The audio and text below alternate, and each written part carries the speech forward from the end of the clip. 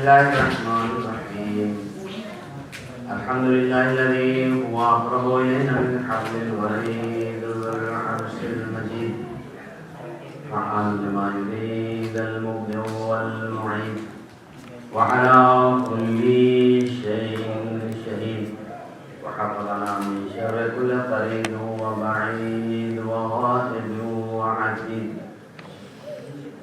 الذي هدانا لهذا وما كنا لنهتدي لولا أن هدانا الله لقد جاءت رسل ربنا بالحق والصلاة والسلام على أفضل البريد النبي المسدد والمصطفى الأمجد بالقوس محمد اللهم صل على محمد وآل محمد وآله ذوي المجد الحميد لا سيما على بقية الله المنتظر اللهم صل على محمد وآل محمد وعجل فرجهم يا سيدنا ومولانا إنا توجهنا واستشفعنا وتوسلنا بك إلى الله وقدمناك بين يدي حاجاتنا يا وجيها عند الله اشفع لنا عند الله رب اشرح لي صدري يسر لي أمري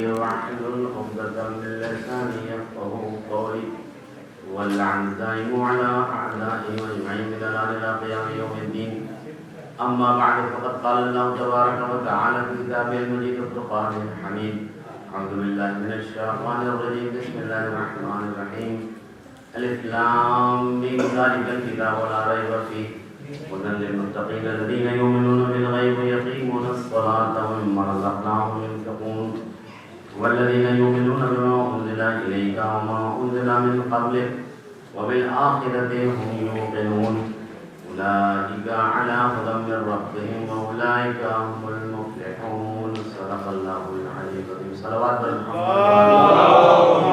صل على محمد کی بارگاہ میں چہردہ معصومین علیہ السلام سے دعا ہوں کہ اللہ لوگوں کی ان کوششوں کو قبول فرمائے، خاص طور سے ان ایام رضا میں جو جوان جس طرح بھی کوشش کر رہے ہیں بارپائی عزاداری کے سلسلے میں، یہاں تک کہ ان کو وقت بھی نہیں مل رہا ہے کہ وہ بیچارے مجلس کو صحیح طور سے سن سکیں، اٹھ رہے ہیں، بیٹھ رہے ہیں، جا رہے ہیں، آ رہے ہیں، پارکنگ میں ہر جگہ۔ اللہ سب کی توفیقات میں اضافہ فرمائے۔ دعا وہ ہیں کہ جو مومنین و مومنات حاضر ہوتے ہیں اور دنیا میں جہاں جہاں بھی عذاب ہو رہی ہے سب کے بیماروں کو شفائے کامل عطا۔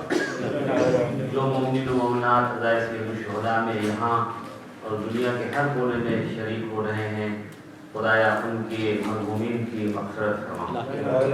اسی کے ساتھ ساتھ ہمارے بلد میں موجود اور دنیا میں جہاں مجلسیں ہو رہی ہیں ان بچوں اور جوانوں اور نیند کی پریشانیاں جس سلسلے میں ہے، خدایا اس ماتم اور مجلس کے واسطے سے ان تمام لوگوں کی پریشانیوں کو دور فرما۔ امام زمان علیہ السلام کے ظہور میں تعجیل ہو، ان کے اعوان و انصار میں ہمارا شمار ہو۔ صلوات بر محمد و آل محمد۔ اللهم صل على محمد وآل محمد۔ جیسا کہ آپ لوگوں کو معلوم ہے کہ پہلے دن اور دوسرے دن اور شاید کل بھی کہا ہو، موضوع کوئی نہیں ہے اور وہی کچھ ہے۔ اصل مسئلہ ہماری تربیت ہے، اصل مسئلہ ہماری اصلاح ہے۔ قرآنی آیات کی روشنی میں اور چہردہ معصومین علیہ السلام کی سیرت میں جس لحاظ سے بھی ہم اس مجلس سے فائدہ اٹھا سکتے ہیں، احادیث سے، قرآنی آیات سے، حکماء کے قول سے ہم اپنے میں تبدیلی لائیں، یہی فرش اعلیٰ کا محال ہے۔ دو تین دن ہم نے فضل قرآن کے بارے میں کچھ عرائض آپ کی خدمت میں بیان کیے، خود قرآن کو پڑھنا، اس کا پڑھانا، اور پھر یہ آیت جو میں پڑھ رہا ہوں اس سلسلے میں خاص طور سے بسم اللہ اور الف لام میم کے بارے میں کچھ گزارشات کی۔ آج سے ہماری کوشش ہوگی کہ کچھ سیرت معصومین کو ٹچ کیا جائے قرآنی حوالے کے ساتھ، قرآنی آیات بھی ہوں اور اس کے ساتھ ساتھ معصومین علیہ السلام کی سیرت طیبہ کو بھی، تاکہ اس کے ذریعے سے ہم استفادہ کر سکیں۔ معصومین علیہ السلام میں جو سب سے پہلی ہستی ہے جس کی سیرت طیبہ سے ہم فائدہ اٹھا سکتے ہیں، جس کی سیرت کے لیے خود قرآن نے کہا ہے کہ اس کی سیرت اسوہ حسنہ ہے، یعنی حضرت محمد مصطفیٰ صلی اللہ علیہ وسلم۔ دیکھیے پیغمبر کے نام کے آنے پر ایسی اگر صلوات ہو تو کوئی فائدہ تو نہیں ہے۔ جب آپ ان کا کلمہ پڑھتے ہیں تو ذرا بلند آواز سے صلوات پڑھ لیجیے۔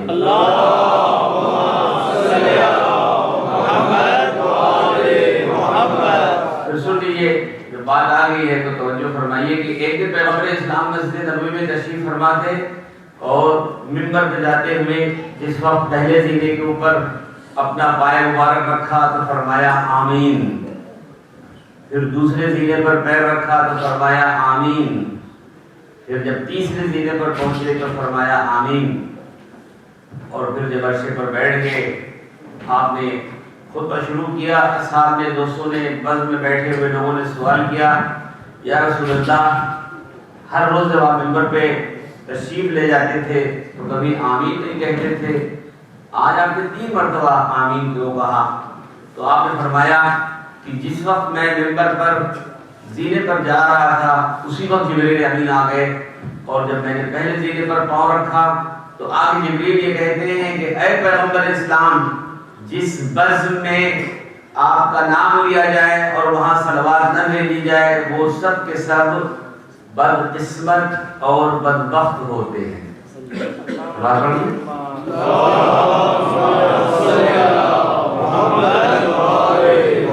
یعنی نام رسول آنے پر صلوات واجب ہے، یہ واجب ہے۔ ان اللہ وملائکتہ یصلون علی النبی یا ایھا الذین آمنوا صلوا علیہ وسلموا تسلیما۔ اللہم صلی علی محمد وآل محمد۔ پھر جبریل جب جیسے ہی میں نے دوسرے زینے کے اوپر قدم رکھا تو جبریل نے کہا آمین۔ وہ یہ بات تھی کہ جبریل نے کہا کہ اے پیغمبر اسلام، جو شخص ماہ رمضان المبارک کو پالے اور رمضان المبارک میں روزہ نہ رکھے، اطاعت خدا نہ رکھے، وہ بدبخت ترین انسان ہے۔ اور پھر جب تیسرے زینے پر ہم گئے تو کہا کہ جو جوان، جو انسان، جو بھی شخص اپنے ماں باپ کو زندہ پالے اور اس کی اطاعت نہ کرے وہ بدبخت ترین انسان ہے۔ 3 باتیں کہی پیغمبر نے، ایک درود و سلام کے لیے کہی، اور ایک والدین کی اطاعت کے لیے کہی، اور ایک رمضان المبارک میں روزہ رکھنے اور عبادت کرنے۔ خلاصہ کلام کیا ہے کہ پیغمبر اسلام کے نام آنے پر صلوات بھیجنا واجب ہو جاتا ہے۔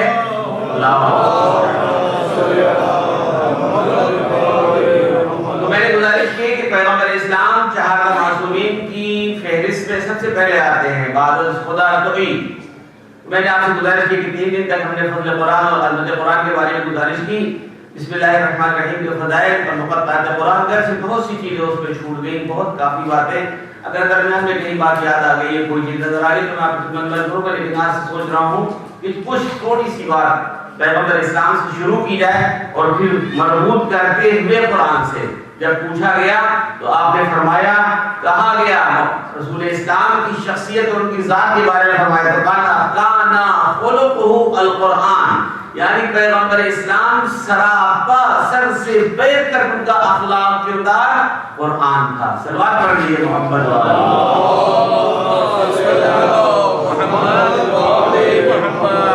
یہ آپ بہت توجہ کے ساتھ سنیے گا۔ میں نے پہلے قرآن کے فضائل بیان کیے، اب آپ آ رہے ہیں سیرت معصومین کی طرف۔ تو جب پیغمبر اسلام کی سیرت طیبہ، ان کی پوری زندگی قرآن تھی، کانا خلقہ، ان کا پورا کردار، ان کی سیرت، ان کا اخلاق قرآن تھا۔ کیوں؟ قد جاءتکم موعظہ، قرآن کیا ہے؟ قرآن کے بارے میں سنیے گا، خود قرآن نے کہا قد جاءتکم، یہ قرآن آیا ہے، نازل ہوا ہے من ربکم، یا مثلا موعظۃ من ربکم، یہ ایک موعظہ ہے تمہارے رب کی طرف سے، یہ تمہارے لیے ایک نصیحت ہے، قرآن سے فائدہ اٹھاؤ۔ وہ شفاء فی الصدور، اور یہ سینوں میں شفا پیدا کرنے والا ہے، وہ ہدن اور یہ ہدایت ہے، ورحمۃ للمؤمنین اور یہ قرآن جو ہے رحمت ہے مومنین کے لیے۔ تو میں نے آپ کو کہا ذالک الکتاب لا ریب فیہ، یہ قرآن اس کے کتاب خدا ہونے میں کوئی شک و شبہ نہیں ہے، ہدن یہ ہدایت ہے۔ تو یہ 5 چیزیں اس کے اندر آ گئی ہیں کہ یہ ایک تو رب کی طرف سے، تمہارے طرف سے، رب کی طرف سے آیا ہوا ہے، کسی کی طرف سے نہیں ہے، یہ موعظہ ہے، شفا ہے، ہدایت ہے اور رحمت ہے مومنین کے لیے۔ لیکن اس قرآن کی خصوصیت کیا ہے؟ کہ قرآن کی خصوصیت یہ ہے اذا تلیت علیہم آیاتہ زادتہم ایمانا، اور جب قرآن کی آیتوں کی تلاوت کی جاتی ہے تو مومنین کے ایمان میں اضافہ ہوتا جاتا ہے۔ جب آیت قرآن کو پڑھا جاتا ہے تو مومنین کی دلوں میں، ان کے ایمان میں اضافہ ہوتا ہے۔ منافقین نے جب اس آیت کو سنا کہ ایمان میں اضافہ ہوتا ہے تو ایک دوسرے سے تذکرہ کر رہے، مذاق کر رہے تھے، مجھے بھائی تمہارا ایمان بڑھا، تمہارا ایمان بڑھا۔ تو اس وقت میں فوراً ہی ان منافقین کی باتوں کا، ان کے تبصر کا، ان کے مذاق اڑانے کا جواب اس طرح قرآن نے فَأَمَّا الَّذِينَ آمَنُوا وَزَادَتْهُمْ ایمانا، جو صحیح طور سے ایمان لائے ہیں ان کے ایمان میں اضافہ ہوگا، منافقین کے ایمان میں اضافہ نہیں ہوگا۔ صلوات پڑھنے محمد و آل محمد۔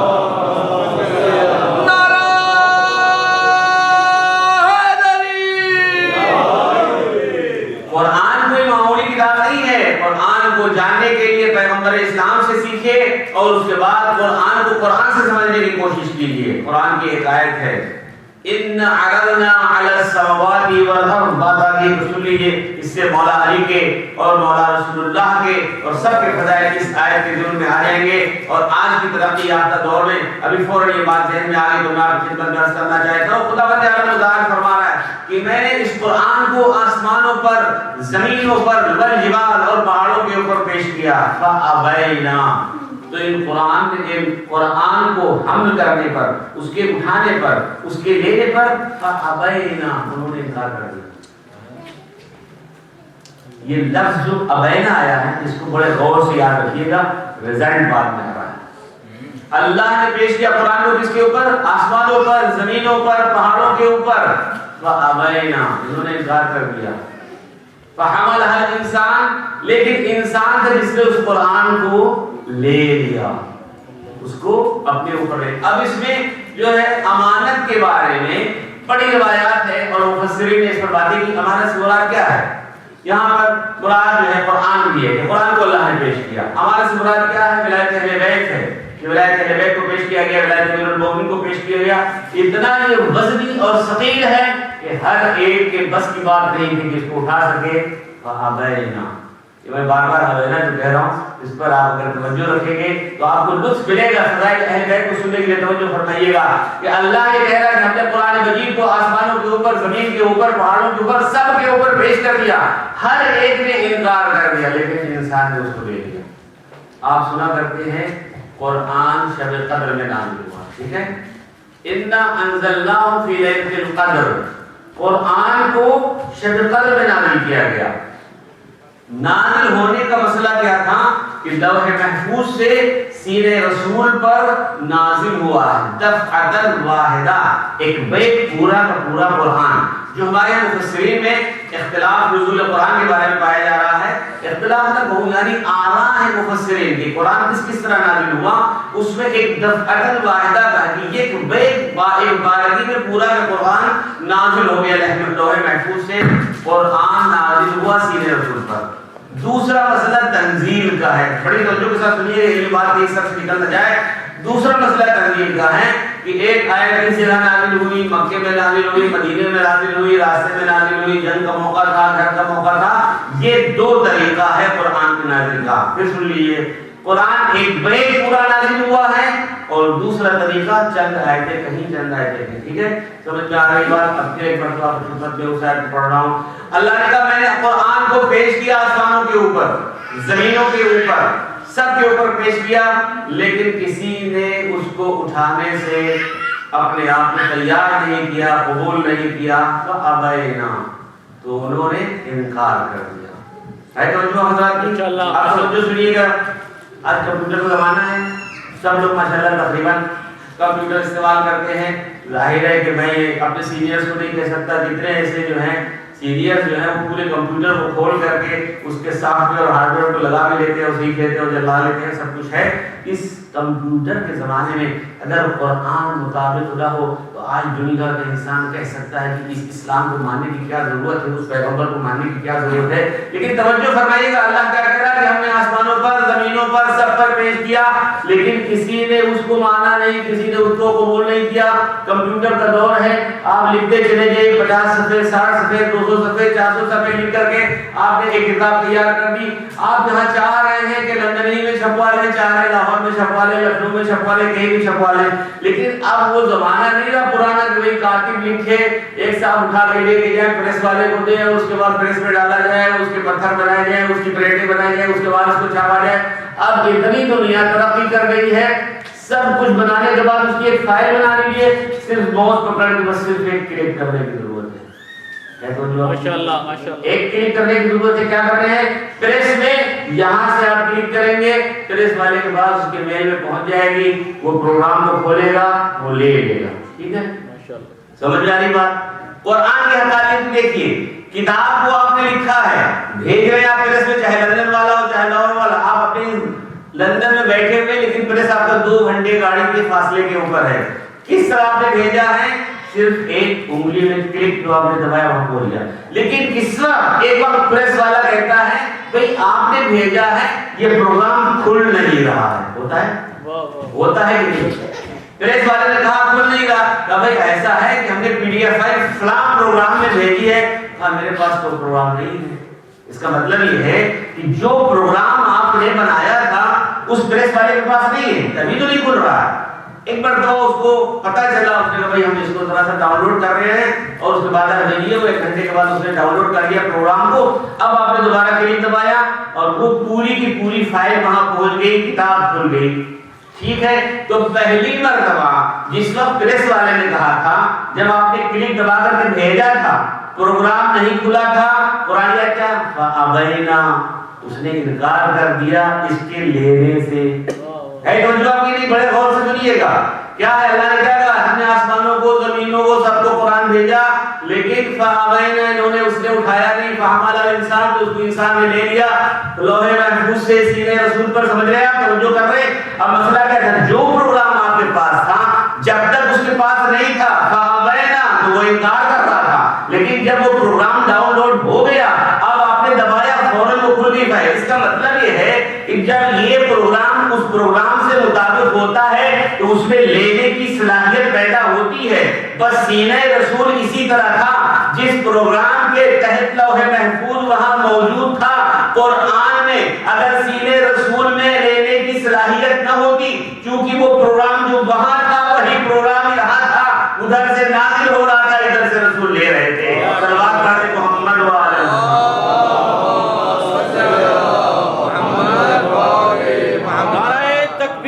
اللہ اکبر, نعرہ رسالت یا رسول اللہ, نعرہ حیدری, نعرہ خوشنودی محمد و آل محمد, بلند تر صلوات. اللہم صلی علی محمد و آل محمد. اب اس بات کو تھوڑی سی وضاحت اور بڑھ جائے تاکہ اس کو خوب آپ اس کو سمجھ سکیں. قرآن کے مطابق آج کے زمانے میں اور جو قرآن کے مطابق ہر دور میں جتنا دنیا ترقی کرتی جائے ہمیشہ یہی ہوگا. مسئلہ یہ ہے کہ لوح محفوظ سے آیا سینے رسول میں, اب اس کے بعد اسے دینا ہے ادھر ادھر, تو دیا جائے کس کو, توجہ ہے آپ کی, دیا جائے کس کو.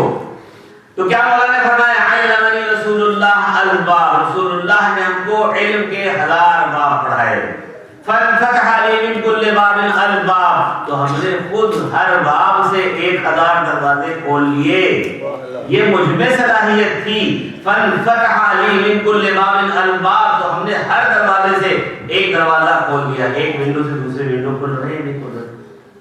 اب آئیے توجہ فرمائیے, مسئلہ کیا ہے کہ امام علی علیہ السلام نے فرمایا علمنی رسول اللہ, اللہ کے رسول نے ہمیں پڑھایا ہے. دوسری حدیث بالکل اسی طرح کی ملتی ہوئی ہے, ضبطنی رسول اللہ ضبطا ضبطا, اللہ کے رسول نے ہم کو علم بھرایا ہے, علم بھرایا ہے. ہمارے ماشاءاللہ اس وقت میں ہم چہرے دیکھ رہے ہیں، سب کے سب پڑھے لکھے اور شاعر اور ادیب بھی موجود ہیں اور اردو کو اچھی طرح سمجھنے والے ہیں کہ ہمارے ہاں جب چڑیا کسی اپنے چھوٹے بچے کو دانا چگاتی ہے یا کھلاتی ہے تو اس کے لیے اردو میں لفظ بھرانا استعمال ہوتا ہے۔ غور سے سنیے گا تاکہ اس بات کو توضیح کے ساتھ وضاحت کے ساتھ سن سکیں آپ۔ گائے اپنے بچے کو دودھ پلاتی ہے، ماں اپنے بچے کو دودھ پلاتی ہے، کھانا کھلاتی ہے۔ اردو کا ترجمہ اس لیے کہہ رہا ہوں تاکہ آپ حضرات سے لطف اندوز ہو سکے۔ لیکن جب چڑیا دانا چگ کے لاتی ہے اور اس کو چگاتی ہے، اس کو کھلاتی ہے، تو اس کے لیے لفظ دانا بھرانا کہا جاتا ہے۔ مولا کائنات نے کہا ذبقنی رسول اللہ ذبقا ذبقا، اللہ کے رسول نے ہم کو علم بھرایا ہے۔ اب علم بھرانے میں اور لفظ بھرانے میں، دودھ پلانے میں اور دانا چگانے میں فرق کیا ہے؟ گائے جو اپنے جانور اپنے بچے کو دودھ پلاتی ہے اس میں فرق کیا ہوتا ہے؟ اس نے دانا کھایا، بھوسا کھایا اور اس کے بعد اس کے جسم میں خون بنا، خون سے دودھ بنا اور دودھ بننے کے بعد جانور نے پیا۔ یہی حال ماں کا ہوتا ہے کہ غذا کھاتی ہے اور اس کے جسم میں خون بنتا ہے، پھر اللہ تبارک و تعالیٰ اس کے سینے میں دودھ دیتا ہے، وہ بچے کو پلاتی ہے۔ ٹھیک ہے نا؟ اب جب یہاں تک سمجھ گئے تو یہ جو لفظ ہمارے یہاں استعمال ہوتا ہے دودھ کب کتنے پروسیس سے گزرتا ہے، غذا کے بعد مختلف غذا کے ادوار ہوئے، پھر اس کے بعد خون کے بعد دودھ بنا، تب یہ مسئلہ دودھ کا پلانا ہے۔ چڑیا کیا کرتی ہے؟ جنگل میں گئی، صحرا میں گئی، جس طرح اس نے دانے کو چنا تھا، لفظوں پر توجہ، جس طرح اس نے دانے کو چنا تھا ایسی چیز لا کر کے اس نے بچے کے منہ میں ڈال دیا، اس کو کہا جاتا ہے بھرانا۔ غور کر رہے ہیں؟ تو دودھ پلانے میں کیا ہوتا ہے؟ پروسیس سے گزرتا ہے یہ مرحلہ اور اس میں تبدیلیاں پیدا ہوتی ہیں، لیکن جب چڑیا لاتی ہے تو اس میں نہ اس کو توڑتی ہے نہ اس کو پروسیس سے گزرنا پڑتا ہے، بلکہ جیسے دانا لایا تھا اسی طرح لا کر کے اس نے ڈال دیا۔ علی نے کہا ذبقنی رسول اللہ ذبقا ذبقا، اللہ کے رسول نے ہمیں علم کو بھرایا ہے، یعنی وہ مرحلہ آنا پلانا ہے نہیں کہ پروسیس کو بدلا جائے، بلکہ جیسے دیا گیا تھا ویسے دیا گیا ہے۔ لوح محفوظ سے قرآن سینے رسول پر آیا، جتنا علم وہاں سے ملا تھا بغیر کسی تبدیلی اور پروسیس کے وہ سینے علی میں منتقل ہو گیا۔ صلوات پڑھیے محمد و آلہ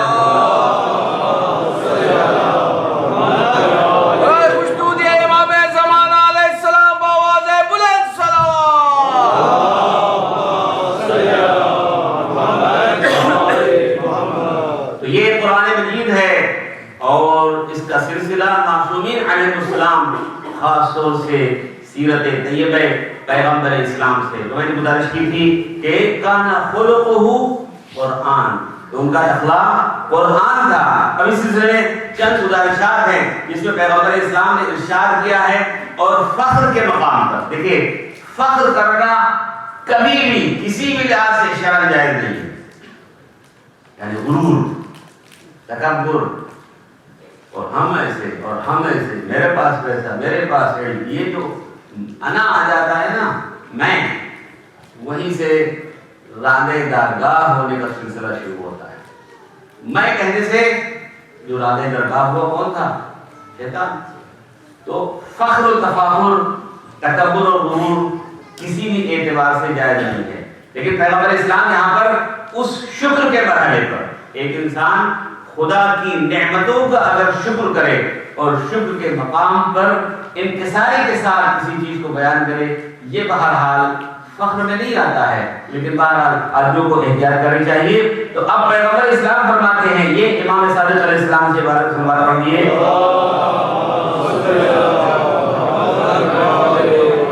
پیغمبر اسلام نے ارشاد فرمایا اوتیت خمسن، مجھے 5 چیزیں ایسا دی گئی، لا اقول فخرن، خود پیغمبر کہہ رہے ہیں، اوتیت خمسن لا اقول فخرن، ہمیں 5 ایسی چیزیں اللہ نے دی ہیں۔ دیکھو ہم اس کو فخر سے نہیں بیان کر رہے ہیں، پیغمبر ہی کہہ رہے ہیں کہ ہم کو 5 چیزیں دی گئی ہیں، لیکن لا اقول فخرن، ہم فخر میں نہیں بیان کر رہے ہیں، بلکہ یہ شکر کے مقام پر ہے۔ پہلی چیز کیا ہے؟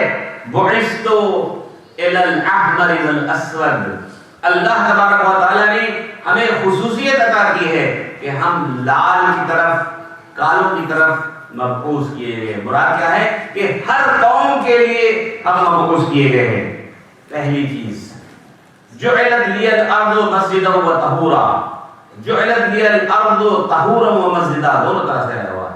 پہلی چیز جو وہ اللہ کے رسول نے بیان کی کہ ہم کالے گورے لال سفید سب کی طرف مبعوث کیے گئے. دوسری چیز اللہ نے اس زمین کو ہمارے لیے پاک قرار دیا ہے اور سجدہ کرنے کی جگہ قرار دی ہے. تو جو آپ کی بڑی توجہ کے ساتھ سنیے، جو اعتراض ہم پر ہوتا ہے کہ یہ چھوٹی چھوٹی سے جگہیں اتنی بڑی بڑی سے جگہیں شیعہ لے کر گئے، یہ بت پرستی کرتے ہیں. اسی میں جواب ہے، اسی حدیث کے اندر جواب ہے. جو جعلت لی الارض مسجدا و طہورا، اللہ تبارک و تعالیٰ نے ہمارے لیے مسجد کو پاک، زمین کو پاک اور مسجد قرار دیا. زمین کو روایات بخاری میں بھی ہے اور مسلم میں بھی ہے کہ پیغمبر اسلام ہمیشہ خاک پر سجدہ کرتے تھے اور جب بارش ہو جایا کرتی تھی تو خمرہ کے اوپر سجدہ کرتے. خمرہ کسے کہتے ہیں؟ کھجور کی پتی کو. یہ جواب کہ بھائی آپ کی چھوٹی چھوٹی مٹی کی سجدگاہیں جو لے کے چلتے ہیں یہ بت پرستی کرتے ہیں شیعہ. لیکن یہی مسلم اور بخاری کی روایت ہے. ایک بار ہماری مسجد میں ابھی جو بنی ہے، آپ لوگ انشاءاللہ سب کو دعوت دیتا ہوں کہ آپ ناوے تشریف لائیں اور مسجد کو دیکھیں. وہاں پر ایک جماعت اہل سنت کے بیچارے مولوی آئے اور انہوں نے دیکھا یہ کیا ہے. میں نے کہا یہ تو حدیث پیغمبر کی روشنی میں یہ وہ ہے جس پر سجدہ کرتے ہیں. وہ ہمارے برادران وہابی جو اعتراض کرتے ہیں کہ شیعہ جو ہے اس کے اوپر بت پرستی کرتے ہیں. جو اسی وقت میں یہ حدیث پڑھی جو الذی الارض مسجدا و طہورا. بھائی مسئلہ یہ ہے کہ اگر یہ چھوٹی سی سجدگاہ بت ہو سکتی ہے تو یہ کتنے بڑے فرش جو 50-50 میٹر کے ہیں یہ بھی تو بت ہوگا جس کے اوپر آپ سجدہ کر رہے ہیں. اب تو اتنی بڑی مٹی کے اوپر سجدہ کر رہے ہیں، آپ 50 میٹر کی قالین کے اوپر کر رہے ہیں، تو جب یہ بت ہو سکتا ہے تو وہ بھی بت ہو سکتا ہے. اور مسئلہ صرف یہ ہے کہ بخاری میں اور مسلم میں لفظ مٹی کا آیا ہوا ہے، کہیں پر فرش اور قالین اور یہ کپڑے کی چیزیں کہیں ذکر نہیں آیا تھا. پیغمبر نے اگر کہا ہوتا کہ ہم نے سجدہ کیا ہے قالین کے اوپر کپڑے کے اوپر، نہیں، پیغمبر یہ کہتے ہیں کہ ہم سجدہ کرتے ہیں مٹی کے اوپر. صلوات پڑھیے محمد.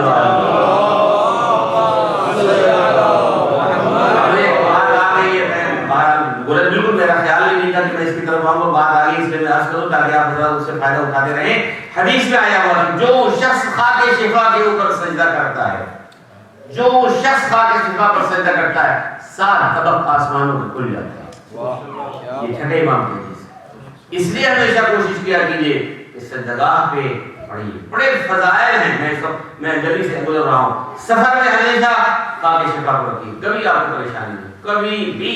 میرا اپنا ذاتی تجربہ، میں نے کبھی ایسے ذاتی طور سے کبھی بھول جاؤں تو اور بات، لیکن کوشش کرتا ہوں کہ ہمیشہ سجدگاہ کو کوئی خاک شفا کی چیز خاک رکھوں. بات آ گئی.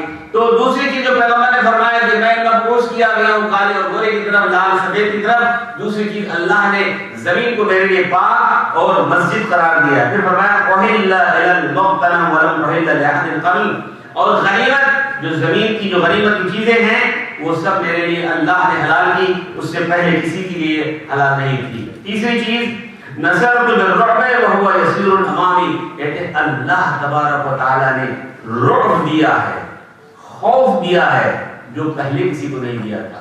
آپ وہ والی آیت پڑھیے لقد نصرکم، بدر والی لقد نصرکم فی مواطن کثیرہ. تو وہ بہت سی جگہوں پر ہم نے مدد کی ہے. وہ لفظ یہاں پر مدد والا جو آیا ہوا ہے رعب کا تھا، جو دشمنوں پر روب طاری ہو گیا تھا، اس کی وجہ سے وہ گھبرا گئے تھے. اس کے بعد پانچویں چیز وہ دیت شفاعت. اللہ نے ہم کو شفاعت عطا کی ہے جس کو توجہ فرمائیے آپ کو ہمیشہ یاد رکھا ہے. اتنا رحمت للعالمین نبی کہتے ہیں کہ فدخرت لامتی یوم القیامہ. اللہ نے ہمیں شفاعت دی ہے لیکن ہم نے اپنی امت کے لیے اس کو جمع کر رکھا. یہ پونجی ہم قیامت میں استعمال کریں گے. صلوات پڑھیں محمد و آل محمد. بڑے فضائل ہیں اور پیغمبر اسلام کی سیرت طیبہ سے میں استفادہ کرتے ہوئے کہ پیغمبر نے ہمیشہ تلاوت قرآن اور قرآن سے استفادہ کرنے کے لیے کہا ہے. ہمارے سارے ائمہ نے، اور انشاءاللہ اس کی حدیثیں آپ سنتے رہیں گے. جو امام باقر علیہ السلام کی حدیث ہے اللہم صلی علی محمد و آل محمد میں نے ذکر کیا تھا، صرف پڑھ دیتا ہوں آپ لوگوں کے لیے، لَيَأْمُرُ وَلَدُهُ بِقِرَاءَةِ الْمُصْحَفِ، کہ امیر المومنین اسلام اپنے بچوں کو تلاوت کے لیے، تلاوت قرآن کے لیے تاکید کیا کرتے تھے اور کہا کرتے تھے کہ بچوں کو پڑھاؤ۔ پھر پیغمبر اسلام کی جو میں نے سیرت طیبہ کے لیے آپ سے گزارش کی ہے کہ ہم اس مجلس کو متبرر کرنا چاہتے ہیں، تو پیغمبر اسلام نے فرمایا کہ 3 چیزیں اپنی اولاد کو سکھاؤ، 3 چیزوں کو اپنی اولاد کو سکھاؤ، ادبوا اولادکم علی 3 خصال، 3 خصلتوں کو اپنی اولاد کو سکھاؤ، حب نبیکم، اپنے نبی کی محبت کو، وحب اولاد، حب اہل بیت، اور نبی کے اہل بیت کی محبت کو سکھاؤ، وقراءۃ القرآن، اور قرآن کی تلاوت کرنے کو۔ صلوات پڑھیے محمد وعلی محمد۔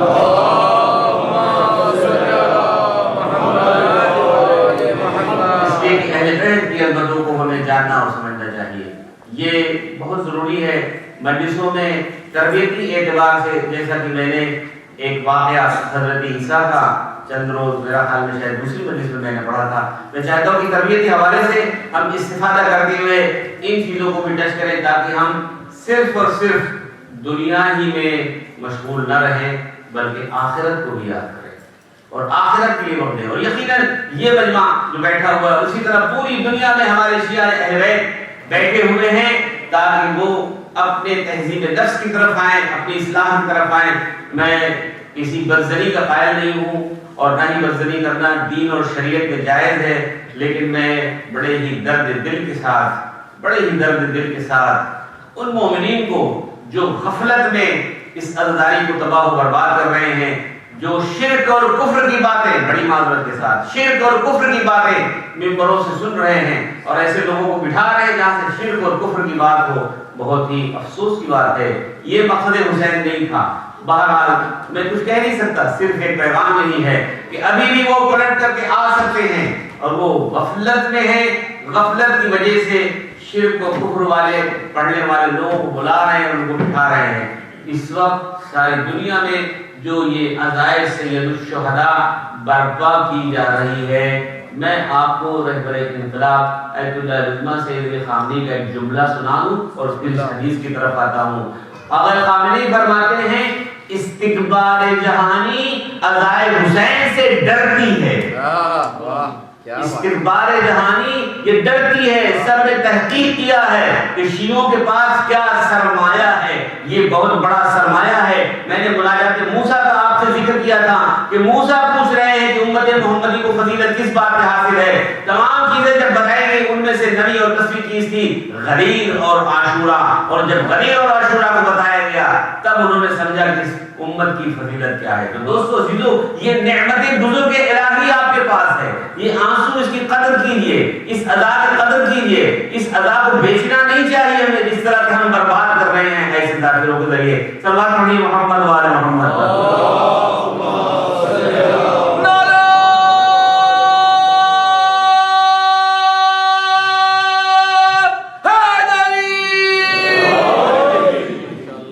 حضرت عیسیٰ کے واقعے کے بارے میں نے ذکر کیا تھا اور اس کے بعد پھر میں گزارش مسجد کے امام بارگاہ کے سلسلے میں آ رہا ہوں اس طرف۔ حضرت عیسیٰ نبی اللہ جو کلمۃ اللہ ہیں، روح اللہ ہیں، بغیر باپ کے پیدا ہوئے ماں کے بیٹے ہیں، بڑی فضیلت ہے، اولو العزم پیغمبر ہیں۔ ایک بار جناب عیسیٰ اپنے کسی ساتھی کو لے کر کے چلے، آگے کچھ دور جانے کے بعد جناب عیسیٰ کو بھوک لگی۔ جناب عیسیٰ نے اس آدمی کو بھیجا جا کے روٹی لے آؤ، 3 روٹی لے کے آنا۔ جناب عیسیٰ نماز میں مشغول ہو گئے، اس کے بعد وہ آدمی روٹی لے کر کے آیا، عیسیٰ کی نماز سلانی ہوئی، اس نے 1 روٹی کھا لی بغیر حضرت عیسیٰ کو بتائے ہوئے۔ بڑی توجہ سنیے گا، 3 روٹیاں آئیں، 1 کھا گیا۔ جب نماز سے فارغ ہوئے پوچھا کتنی روٹی لائے ہو؟ کہا 2۔ جھوٹ بولا، نبی کا ساتھی ہے اور کیا کہیں، سلوات پڑھ دیے محمد۔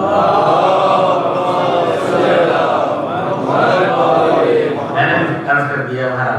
تو جناب عیسیٰ نے کہا کتنی روٹی تھی؟ کہا 2۔ چل پڑے جناب عیسیٰ، آگے چلے اور کھانا تو کھایا نہیں تھا، 3 لائے ہوئے کھا گئے، چل پڑے آگے جا کر کے ایک جگہ ہرنوں کا ریوڑ ملا، اس میں سے ایک ہرن کو ذبح کیا گیا، کھا لیا۔ اس کے بعد کھانے کے بعد پھر آگے جب بڑھے تو معجزے سے اس کو زندہ کرنے آگے بڑھے، آگے جا کر کے حضرت عیسیٰ کو 3 سونے کی اینٹیں ملتی ہیں۔ 3 سونے کی اینٹیں ملی تو حضرت عیسیٰ نے کہا کہ یہ 3 سونے کی اینٹیں، اس میں سے ایک میری ہے اور ایک تمہاری ہے، اور جو ایک روٹی کھا گیا۔ واہ واہ جی واہ۔ اب کیا کریں، اب کیسے پتا چلے روٹی کس نے کھائی ہے؟ کہ 3 سونے کی اینٹوں میں سے ایک روٹی میری ہے، ایک تمہاری ہے، ایک جو کھا گیا۔ تو اس پر بول پڑا کہ نبی اللہ میں نے ہی کھایا۔ تو اچھا بھی یہ تینوں سونے کی اینٹیں تمہیں مبارک ہو، خدا حافظ، یہ کہہ کے آپ چل پڑے۔ اب جناب یہ تینوں سونے کی اینٹیں بڑی خوشی کے ساتھ لیے آگے بڑھ رہا تھا۔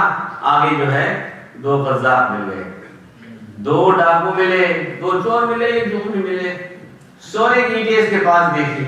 اب اس کے بعد ان لوگوں نے کہا کہ بھئی ہمیں دو۔ آخر میں جھگڑا ہونے لگا، لیکن کہا نہیں ٹھیک ہے، ہم لوگ 3 آدمی ہیں، تینوں بانٹ لیں گے۔ اتنی دیر میں کہا کہ ایسا ہے کہ کچھ کھانا پینا چاہیے، ایک آدمی کو بھیج دیا کہ جاؤ روٹی لے آؤ۔ وہ گیا روٹی لانے کے لیے، 2 بج گئے یہاں پر۔ دونوں نے آپس میں طے کیا کہ وہ جب روٹی لے کر کے آئے تو ہم دونوں مل کر اس کو مار دیں گے، تاکہ یہ تینوں جو اینٹیں ہیں وہ ہمیں مل جائیں۔ وہ جو روٹی لینے کے لیے گیا تھا، کھانے میں اس نے زہر ملایا اور یہ سوچا کہ یہ کھانا لے کر کے آئیں گے، یہ دونوں کھائیں گے، یہیں پر ختم ہو جائیں گے۔ اس ایک نے ان 2 کے مارنے کا پلان کیا، ان 2 نے اس ایک کا پلان کیا۔ کھانا لے کر کے آیا، جیسے کھانا لے کر آئے دونوں نے مل کر کے اس کو مار دیا، وہ تو وہی ڈھیر ہو گیا۔ اس کے بعد اب انہوں نے کھانا کھانا شروع کر دیا، زہر کا کھانا کھا ظاہر زندہ رہنے کا کیا سوال ہے، یہ بھی 2 کے دونوں ڈھیر ہو گئے۔ حضرت عیسیٰ آئے اور پاؤں کی ٹھوکروں سے ان کو اللہ کی اجازت سے اٹھا کے کہا تھا، ہم نے کہا نہیں تھا یہ دنیا کسی کے ساتھ رہتی نہیں ہے، ہر ایک کو دھوکہ دیتی ہے، اس اینٹ کے چکر میں تم لوگوں نے اپنی زندگی گوائی ہے۔ سلوات پڑھیے محمد وعلی محمد۔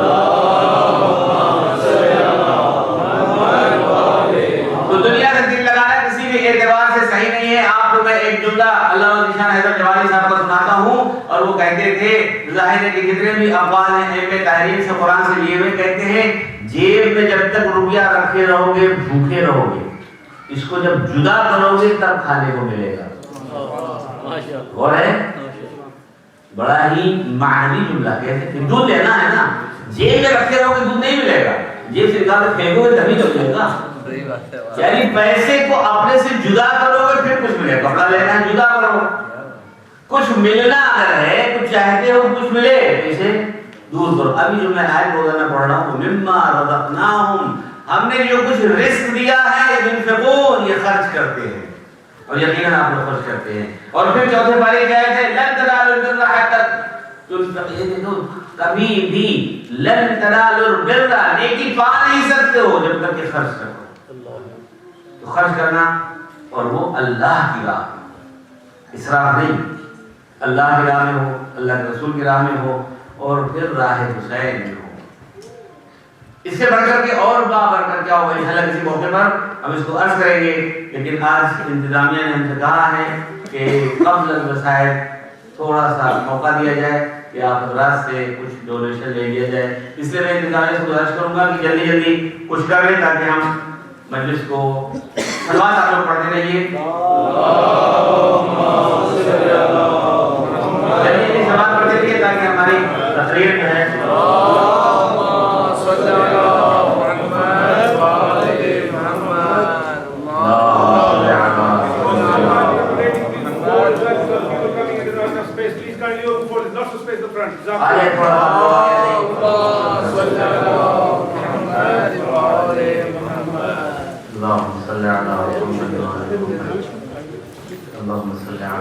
محمد وعلى محمد بلندتر صلوات اللهم صل على محمد وعلى محمد اللهم صل على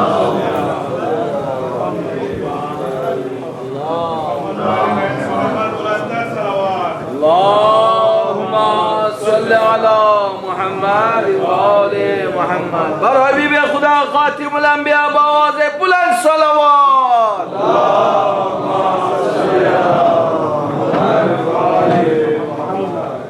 اور صلوات پڑھتے رہیے، ثواب ہے سب سے زیادہ. اللهم صل على محمد وعلى محمد. اللهم صل على محمد وعلى محمد. اللهم صل على محمد وعلى محمد. اللہ ہم کے روزی دے، خیر و برکت دے اور انشاءاللہ کامیاب رہیں. جو حضرات آج نہیں لا سکے یا نہیں لے سکے وہ یاد رکھیں گے کل اور پرسوں بھی ٹائم ہے تاکہ بہرحال اخراجات زیادہ ہیں اور اس پر کور کیا جا سکے. اور یقیناً آپ لوگوں کی مدد سے دنیا میں مومنین کے مدد سے ہی سینٹرز چل رہے ہیں، مسجدیں چل رہی ہیں، کامیابی ہو رہی. اور یہ جو آپ دیتے ہیں کسی انتظامیہ کو، صدر کو، سیکریٹری کو نہیں دیتے ہیں. یہ ایک پیسہ، یہ روایت ہے کہ ایک پیسہ جو صدقے کا، خیرات کا آپ دیتے ہیں، قبل اس کے کہ اس آدمی کو پہنچے دست خدا میں پہلے پہنچ جاتا ہے، اللہ کے ہاتھ میں پہلے پہنچتا ہے. صلوات پڑھیے محمد والے. اللهم صل على محمد وعلى محمد. ختم ہو گیا لیکن صرف یہ بتا دیں، میں کسی جوان نے سوال کیا تھا اور وہ انشاءاللہ جواب تو نہیں ہو پا رہا لیکن بس صرف میں اشارہ کرتا چلوں کہ مولا علی کی شہادت کو اتنا نہیں منایا جاتا یہ حسین کے بارے میں جو اتنا منایا جاتا ہے. یہ کسی نے اعتراض کیا ہے. بہرحال اعتراض کرنے والوں کے جوابات. اور یہ عجیب و غریب بات ہے کہ جیسے ہی محرم کی پہلی تاریخ آئی اپنے بھی بیگانے بھی لکھنا شروع کر دیا، بولنا شروع کر دیا. جن کو کچھ لکھنا آتا ہے وہ لکھ لیتے ہیں، جن کو نہیں آتا ہے الٹے سیدھا لکھتے ہیں، جن کو بولنا آتا ہے وہ بول لیتے ہیں، نہیں آتا ہے نہیں ہوتا ہے تو وہاں نہیں ہے. اور پھر اب تو کیا رونا، کس کو رونا، دوسروں کیا کہنا. جب اپنے ہی گھر کے لوگ اپنے قوم میں کلاڑی مار رہے ہیں تو دوسروں کو کیا.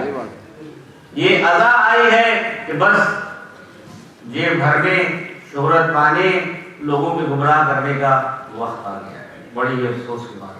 میں جملہ کہہ کے آگے بڑھ جاتا ہوں اور انشاءاللہ شاید کل جواب دوں. باتوں کو میں ٹال دیتا ہوں. شاید کیا بتاؤں، مولا علی کا جو مسئلہ آتا ہے، مولا علی کے بارے میں بھی ہم تابوت نکالتے ہیں، جلوس نکالتے ہیں کیونکہ یہاں پر مواقع خراب نہیں ہوتے اس لیے ہم انگلینڈ میں، لندن میں نہیں نکال پاتے ہیں. لیکن جو مسئلہ مظلومیت کا ہے اس میں کوئی شک نہیں کہ علی سے زیادہ کوئی مظلوم اس دنیا میں نہیں گزرا اور آج بھی وہ مظلوم ہے. لیکن جہاں تک کہ مولا حسین کی بات ہے، وَرَفَعْنَا لَكَ ذِكْرَكَ، اے حبیب میں نے تمہارے ذکر کو بلند کیا ہے، رفعتیں عطا کی ہیں. اور جو جمعرات کی دعا میں امام زین العابدین اسلام فرماتے ہیں ان وضعتنی فمن ذا الذی یرفعنی وان رفعتنی فمن الذی یضعنی. خدایا جو تو مجھے رفعت عطا کرنا چاہتا ہے، بلندیاں عطا کرنا چاہتا ہے، کس کی وجہ ہے جو مجھے پست کر دے گا. اور جو تو کسی کو پست کرنا چاہتا ہے اس کو بلند کون کر سکتا ہے. وتعز من تشاء وتذل من تشاء. یہ حسین ہے جس کو اللہ نے اتنی رفعتیں اور عزت دی ہیں. تم اپنا سر کٹاؤ، تم جاؤ یزید کے قبر کے اوپر، اس سے کہو وہ اٹھے اور وہ عزت حاصل کر لے. صلوات پڑھیے محمد و آل محمد. اللهم صل على محمد وعلى محمد. میں صرف شاعر پہ بن جا رہا ہوں. پیغمبر اسلام کا بھی ہم جلوس نکالتے ہیں، تابوت نکالتے ہیں، لیکن مشرق میں، پاکستان میں، انڈیا میں، ایران میں جہاں پر موقع ملتا ہے وہاں کر لیتے ہیں، جہاں موقع نہیں ملتا وہاں نہیں کرتے. اگر یہاں نہیں کرتے تو اس پر آپ کو اعتراض نہیں ہونا چاہیے. اگر آپ کو دیکھنا ہے تو آئیے ہندو پاکستان میں ہم مولا رسول اللہ کا بھی جلوس نکالتے ہیں، حضرت علی کا بھی نکالتے ہیں، امام حسین کا، اس لیے کہ اللہ نے رفعتیں دی ہیں. تفصیل انشاءاللہ بعد کی مجلس میں. دوستو زیرو آج کی جو تاریخ ہے منسوب وہ اس اعتبار سے کہ پہلا شہید کا کون، چونکہ استقبال کیا امام نے اس اعتبار سے. اور وہ کون ہے؟ وہ امام کا چاہنے والا دوست اور صحابی ہے جس کا نام حر ہے. امام حسین علیہ السلام نے جو ایک رات کی مہلت عبادت کے لیے لی تھی اس کی بہت سی مصلحتیں تھی. صرف مصلحت یہ نہیں تھی کہ ہمیں عبادت کرنی ہے. اگر فرض کیجئے کہ اسی دن جنگ ہو جاتی اور سارا خاتمہ 9 محرم کو ہو جاتا تو یہ حر بیچارہ جس کی قسمت بدلی اس کا حشر کیا ہونا. اور صرف حر نہیں، اس کا بیٹا، اور صرف بیٹا ہی نہیں، غلامی نہیں بلکہ بھائی، اتنے لوگ اس کے ساتھ آئے تھے. کیا صورتحال کی، حر اپنے آپ کو جنت اور جہنم کے درمیان پا رہا تھا. روایت میں ہے کہ شب عاشور ایک مرتبہ حر نے اپنے بھائی کو لیا اور اس کے بعد خیمہ حسین کے قریب آیا اور کہا ذرا آواز سنو کیسی آواز آ رہی ہے، بچے العطش العطش، ہائے پیاس ہائے پیاس کی آواز بلند کر رہے تھے۔ حر نے اپنے بھائی سے پوچھا بھائی تو نے اپنے گھوڑے کو پانی پلایا ہے؟ کہا ہاں آج میں نے اپنے گھوڑے کو پانی پلایا۔ کہا دیکھو یہ اولاد رسول اللہ ہے جن کو پانی ایک قطرہ مل نہیں رہا ہے، یہ رات بڑی سخت گزری ہے۔ حر کو جب صبح ہوئی تو ایک مرتبہ حر نے امام حسین علیہ السلام کے لشکر کی طرف ارادہ کیا، ادھر بیٹا بھی تیار ہو گیا، بھائی بھی تیار، غلام بھی تیار، اور جب حر چلے ہیں حسین کی طرف، امام کو پتہ چلا، جناب عباس سے کہا، جناب علی اکبر سے کہا چلو میرا دوست آ رہا ہے، اللہ نے اس کی توبہ کو قبول کیا۔ حر نے ایک مرتبہ اپنے بچے سے کہا، اپنے بیٹے سے کہا میرے دونوں ہاتھوں کو میرے پیٹھ پہ باندھ دو، میں نے بڑی غلطی کی ہے کہ فرزند زہرا کے لگام کو ہم نے پکڑا ہے۔ دونوں ہاتھوں کو باندھے ہوئے جیسے ہی حسین کی طرف آتے ہیں، قدموں پر سر رکھا، مولا حسین نے اٹھا کے اپنی گود میں لیا، گلے لگا کے کہا حر ایسے وقت میں تم آئے ہو جب تمہیں ہم ایک کاسے آب پانی نہیں پلا سکتے ہیں، جزاکم ربکم۔ حر نے کہا مولا آپ نے میری توبہ کو قبول کیا، آپ مجھ سے راضی ہوئے، اگر آپ چاہتے ہیں، آپ بتانا چاہتے ہیں کہ ہم راضی ہوئے تو مجھ کو اجازت دیجیے جنگ میں جانے کی، اور میں اپنے سے پہلے اپنے بیٹے کو بھیجنا چاہتا ہوں۔ بیٹے کو بھیجا، بیٹا حر کا جا کے لڑ رہا ہے، میدان میں جنگ والوں نے گھیر لیا اور ایک مرتبہ اس پہ ایسے حملہ آور ہوئے، ابھی تو ادھر سے گیا ہے مارو اس کو۔ حر کا بیٹا گھوڑے کے اوپر ٹھہر نہ سکا، گھوڑے سے زمین پر آتے ہی اپنے بابا کو آواز دی، حر پڑھنا چاہتے ہیں۔ ایک مرتبہ علی اکبر سے کہا علی اکبر خبردار، حر کو موقع نہ دو کہ اپنے باپ اپنے بیٹے کی لاش پر جائے۔ ہائے حسین جب علی اکبر تڑپ رہے ہوں گے، ایڑیاں رگڑ رہے ہوں گے، کوئی مددگار نہیں ہوگا۔ جزاکم ربکم۔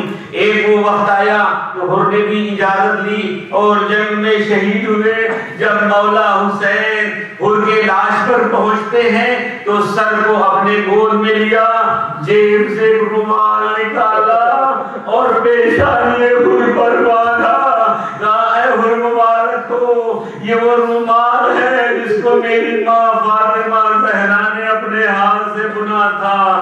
دوستو بہت زمانہ گزرنے کے بعد ایک بادشاہ یہ چاہتا تھا کہ تحقیق کرے کہ شہداء کیسے زندہ ہیں، چاہا کہ حسین کی قبر کو کھودا جائے، منع کیا گیا کہ بھئی حسین کی قبر کو نہ کھودو، جاؤ صحابی کی قبر کو دیکھ لو۔ حر کی قبر بھی آج دور ہے، جو حضرات نے دیکھا ہوگا، جس وقت قبر حر کو کھودا گیا لاش اسی طرح سالم تھی، پیشانی پر رومال بنا دیکھا، سن چکا تھا کہ یہ فاطمہ زہرا کا ہاتھ کا رومال ہے، رومال کو کھولا، اب لیا کہ میں اپنے لیے رکھوں، فوراً خون کا فوارہ جاری ہو گیا، اتنے کپڑے لائے گئے مگر خون بند نہ ہوا۔ اس کو یقین ہو گیا کہ کس طرح شہداء زندہ ہیں۔ جب وہی رومال زہرا کو باندھا گیا، خون رک گیا، یہ ہے زہرا، لیکن زہرا کا لال آخر وقت میں اس گھوڑے سے زمین پر آتا ہے، کوئی پرسان حال نہیں، شبر جب چلتا ہے تو روتا ہوا چلتا ہے۔ عمر صاحب نے پوچھا کہ اگر مجھ سے کوئی پوچھے کہ شقی القلب کون ہے تو میں تیرا نام دوں گا، کیوں رو رہا ہے شبر؟ کہا خدا کی قسم قتل حسین سے نہیں رو رہا ہوں، بلکہ جس وقت میں نے حسین کو قتل کیا ہے، سامنے رسول اللہ کھڑے تھے، فاطمہ زہرا کھڑی تھی، فاطمہ نے رسول اللہ سے کہا بابا جان کیا میں نے اپنے بیٹے کو اس لیے مارا؟ اللہ اللہ اللہ الظالمین وسعنا الذين ظلموا